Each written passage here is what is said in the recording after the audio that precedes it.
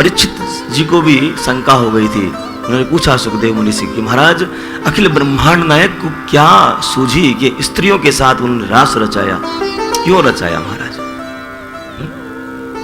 तो सुखदेव मुनि कहते हैं समर्थ को न को दोष गोसाई महाराज। इसका मतलब क्या है?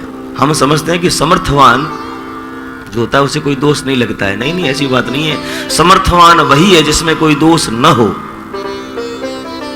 समर्थवान तो धनाढ्य भी होता है, वो कुछ भी करे, ऐसा थोड़ी है। समर्थ वही है जिसमें कोई दोष नहीं है। हमारे भगवान निर्दोष है, कोई दोष नहीं है। पहला तो ये कारण। और शरद रात्रि में भगवान ने सरस्वती का आह्वान किया और सुंदर वेणु का नाद किया महाराज। वेणु बजाइए, खूब सुंदर। अब एक और बात मुझे बताइए महाराज, जैसे कल हमने सुना चीरहरण किया भगवान ने। सबकी उम्र कितनी थी?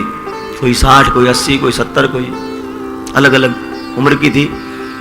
तो शंका के सवाल ही नहीं है। आज भी जैसे ही वेणु बजाएंगे मेरे ठाकुर जी, सारे आ जाएंगे। कोई कुछ काम कर रही है, कोई कुछ काम कर रही है, लेकिन सब काम को त्याग करके वो भगवान के पास आ जाएंगे। गायें, बछड़े, ये तारे, सभी लोग आकर के भगवान के पास खड़े हो जाएंगे। मुझे ये बताइए बात, भगवान की उम्र आज भी कितनी है? 7 वर्ष की उम्र है भगवान की।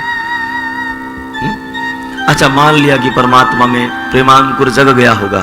एक बार मानते हैं जगा नहीं था, मान लेते हैं जग गया।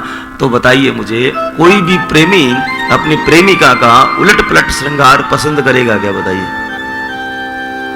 भागवत में ऐसी व्याख्या है कि महाराज कोई तो होठों की लाली आंखों में लगा कर आई थी महाराज, और कोई तो आंखों का काजल होठों पे लगा कर आई थी। बिछिया को हाथों में पहन लिया, पायल को गले में पहन लिया,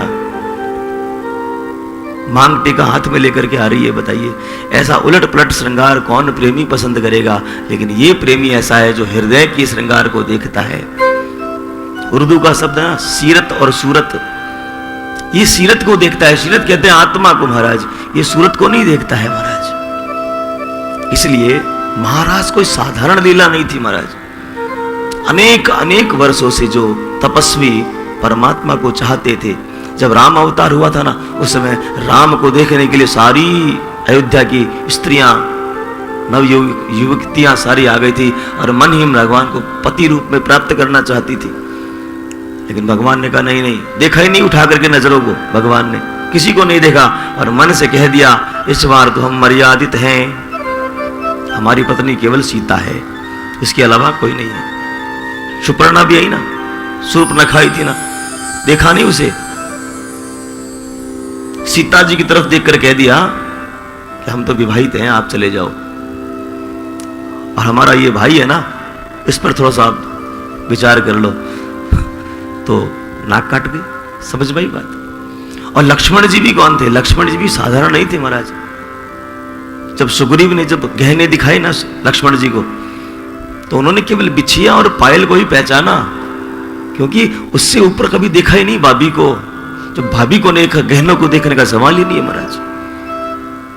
समझ भाई, ऐसे थे हमारे राम और लक्ष्मण, इतने मर्यादित थे महाराज।